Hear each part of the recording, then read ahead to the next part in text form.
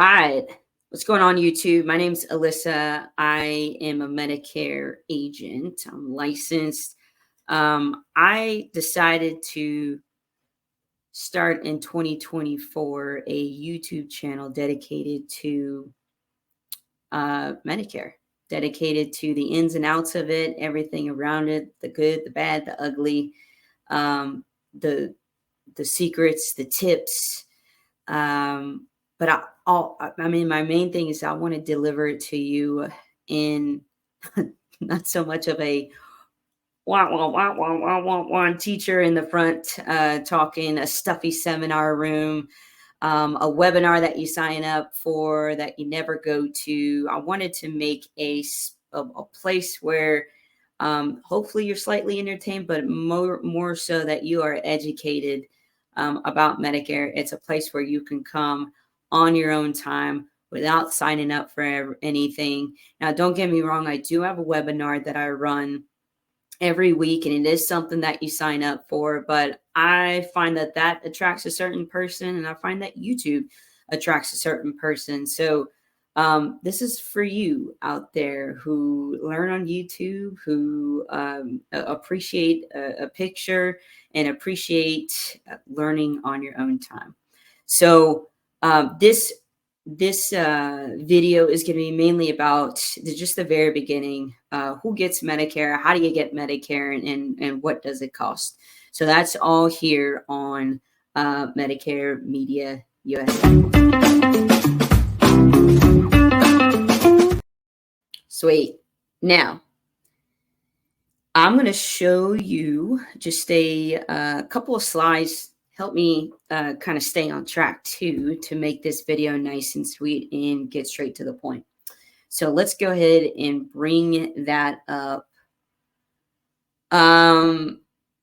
Yeah, let's figure out how to get it done, shall we? Okay, so the people who get Medicare, yes, obviously that most of the people who are on Medicare are 65 and over. To become eligible for Medicare, you will have worked in your life at least 40 quarters. Okay. The other way you can get Medicare is either being drawing Social Security income for at least 2 years, and then you get automatically enrolled in Medicare, or you have one of these highlighted here: the end-stage renal disease, ALS, or Lou Gehrig's disease. So, but most of Medicare is for those who are 65 and older. Now, when to enroll in Medicare, and for the purposes of this video, it is not going to include, I'm turning 65 in 6 months. I'm still going to be working. My full retirement age is 67 and 8 months, or no, we're not there yet. No, my full retirement age is 66 and 7 months. Some people I'm talking to now, their full retirement age is 67. There's a way, and I will coach you guys to find out what exactly your full retirement age is for those of you who are wanting to take your Social Security at full retirement or a little bit later. There's advantages to that, but that's another video. So for the purposes of this video, this is for the person who is enrolling. Their birthday is either next month, then 2 months, 3 months, or even 4 months, and they're wanting to make sure that the first day of their birthday month, that boom, their Medicare starts. So in order to do that, to be on time, now you don't have to be the early bird against the worm. You can be the procrastinator that, follows behind the second mouse, because the first mouse did not get the cheese, if you got that. All right. So this is called your initial enrollment period. So it's the 3 months before your birthday month. So this is your 65th birthday month, and you have 3 months after.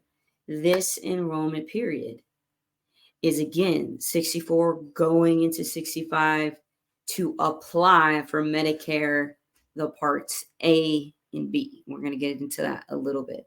Okay. You can do it this month. You can even do it in these months over here. But if you want, without a doubt, like I said, your Medicare to start the first day of your birthday month, you want to get stuff done here. But what I mean by stuff, okay, is actually applying for Medicare. Now, there's one of three ways you can do this. And you know what? I'm going to come out of the slide and say this. And I'm going to say it one time.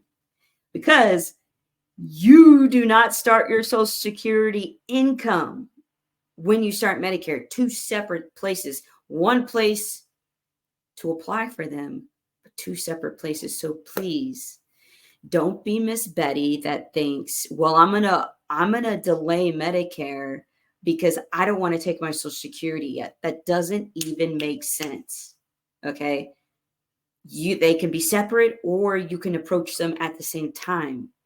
But just because you start one doesn't mean you start the other. Right. Let me get back into it. I'm off my soapbox now. Wrong one. Okay. So you can do it by going onto Social Security Administration.gov, which I recommend. However,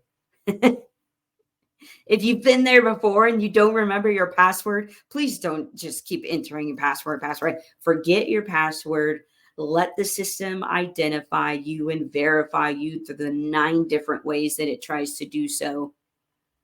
I've already actually created my account. So please don't feel like, if you're watching this, if you're a son or a daughter, you're trying to make sure you are taking care of your parents and you want to get them enrolled. But I mean, start it for yourself. I've already started my SSA. You'd be surprised what you find on there. You find the amount of quarters you've already worked. You find out, okay, if you were to become disabled now, this is going to be your income. You find out your full retirement age. You can apply for Medicare there. You can apply for Social Security there. It's a great portal to have open. And don't give me the excuses. I'm not good with technology. Blah, blah, blah. Everybody can order, it seems like, food on an app these days.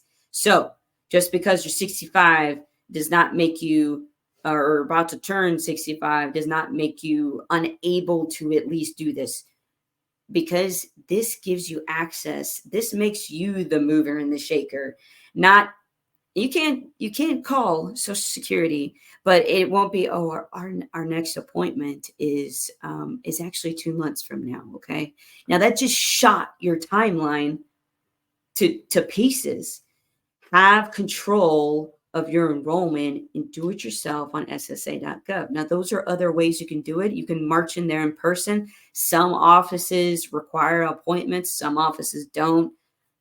I'm sorry, I've not been able to really like put my thumb on an exact a method. I don't know what goes on in those places. Not because I'm young, but it's like literally I've heard separate things from multiple different offices. Call your local office, see what they what their rules are. Okay. Now I already said this does not mean you start your Social Security. Actually, when you are filling out your Part A and B, I mean, it asks you. So just say no if you don't want to start. If you do want to start it, say yes. But also, what I think is really cool is that you can say, I want my Medicare Part B to start on this month. So even if you're trying to start your Part B a little bit later because maybe you got an employer, then you can do that within this initial enrollment period for what we're talking about right now. Okay. Now, this is also important. If you are, because you can draw your Social Security as of now, which I'm speaking to those who are at least 62 and older. You may be drawing your Social Security. If you are, no worries. The enrollment part is going to happen automatically. So it'll just literally come in the mail. It comes, perforated in a piece of paper. You just punch it out, and that's your red, white, and blue card. Looked like this right here. All right. So if you are not taking Social Security, that is when you have to log in, call in, go in, and get that taken care of and fill out the application. Now, uh, one of the things, if you are not taking Social Security, this is very important, you are billed quarterly. So be prepared and have some discipline and put away those premiums for a bill to come at you every quarter of north of $500. And that's for Part B. Now we'll get into the cost. Don't choke on me. So Part A is your hospital coverage. And for the purposes of this video, I'm not going to get into the nitty gritty of A and B of like the details of what it covers, but I mean, I don't want to make this complex because it's already complex enough because it's government related, right? So let's make this simple. Hospital coverage is when you stay overnight. Okay, skilled nursing facility. Basically everything but long-term care. When you think about that, hospice, yes. No long-term care. Medicare does not cover long-term care. There are long-term care policies for that. Part B is mostly what you and I do already. If you're, not dealing with some chronic illnesses that put you in an inpatient and overnight hospital setting, then you go and you see your doctor, you come out, boom, that's Part B. You go in, you get a little procedure done, you get your shoulder scoped because it's frozen nowadays. Things frozen, my knees are bone on bone. Not yet. Not yet. So Part B is the in and out kind of business. Okay. Now you see the monthly premium here. Your monthly premium is $174.70. In 2023, it was $164.9. The year before that, it went down from 22 to 23, if I remember right. So from 23 to 24, it obviously went up. From 2024 to 25, I mean, gosh, I can only assume it's going to come up. I don't have a crystal ball, but this is something you cannot get away with. Whether you're doing Medicare Advantage, which is another video, whether you're doing Medicare Supplement, which is another video, just stay with me. The parts of Medicare are A and B, and because you've worked your 40 quarters, you don't pay a premium there. But for Part B, this is something that will change per SSA, Social Security Administration. So, and this gets notified. You'll get a letter in the mail saying this is your premium. Now, next one, I say this is your premium because it may not be 174.70. If you are a high income earner, you will get slapped with a IRMA adjustment, an IRMA surcharge. You're going to get the little cherry on top of the 174.70 because you are a high income earner. Now, they look, here's my little sticky note here, 2 years back. So we're in 2024 right now. They're going to be looking at 2022 tax returns. Now, what that looks like is like this. And if I could zoom in, I would, but I'm also going to share my screen of a great site straight from the horse's mouth. This chart is from cms.gov. All right, so let's break this down a little bit. If you file single, what am I looking at here? Okay, that's the adjustment. Joint tax returns are here, and single tax returns are here in this column. Okay, so if you're single and your income is less than this, then you pay $174.70. Same thing, joint tax return. Your income is less than $206,000. This is what you pay. And then you can see there's 1, 2, 3, 4 more levels here. And there's these, the 4 more thresholds. So you guys get it. If you make greater than 206, less than 258, you get a surcharge of $69.90 added to the $174.70, which is $244.60. So again, this is what's going to be billed to you monthly if you take your Social Security. It's going to be billed to you quarterly. So this times 3 if you're not going to be taking your Social Security. And no, there's no advantage or disadvantage to taking it early. As far as the premiums, that Medicare um, sets out, it's not like you get a quarterly billing discount like you would if you're paying for a streaming service or whatever kind of service. It's just that premium multiplied times 3. And what I'll do is I'll show you. And again, this is on Medicare.gov, or sorry, CMS.gov, which is the Centers for Medicare and Medicaid. Oh, okay. One of the things I'm going to say here, I'm going to get on my soapbox a little bit. I will always pull from CMS.gov, SSA.gov, Medicare.gov, because it's no use in pulling from my tricks and trades and my software because you don't have access to it. So a part of this channel is just to make sure that I can walk you through the things that you are able to learn on your own, which those websites, though, that I call it straight from the horse's mouth, because those are the facts, not the commercials, not the mail that you get, not the dinner set. Okay, back all those things up. I'm not going to say not the seminars and the webinars because I do one, but the way I pull my facts are from these websites.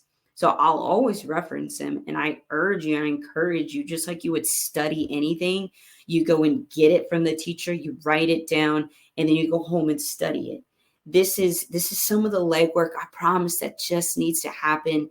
Just a good, I don't know how long it takes you to gather information and actually study it, but I mean, we all didn't know, agents didn't know Medicare. Like, we all had to take some kind of test, right?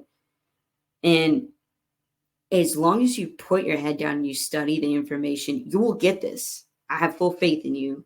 If you need help, that's why I'm making this channel, but do it from the actual, like, the certified website, cms.gov, medicare.gov, ssa.gov. That's enough. So going back to this, and this just came out the 23rd, and I would say every mid-October it comes out. In 2023, it came out to tell you about 2024. So now that we are in 2024, these numbers are full-fledged in effect. So in the next videos, we're going to be breaking down more of the costs of Medicare. You see, there's premiums and deductible for Part B. Okay, so what are they? But then most of all, how do you cover the gaps? Because this is my analogy for Medicare. Congratulations, the government is giving you a boat. It's called Medicare, but this boat has little bitty holes in it, and it's missing some parts. So how do we plug those holes? How do we grab those parts and put it in and make your healthcare ship run as efficiently as possible and streamline costs as much as possible, cap those costs as much as possible? And that's what we'll learn in next videos. So stay tuned. There is definitely more to come.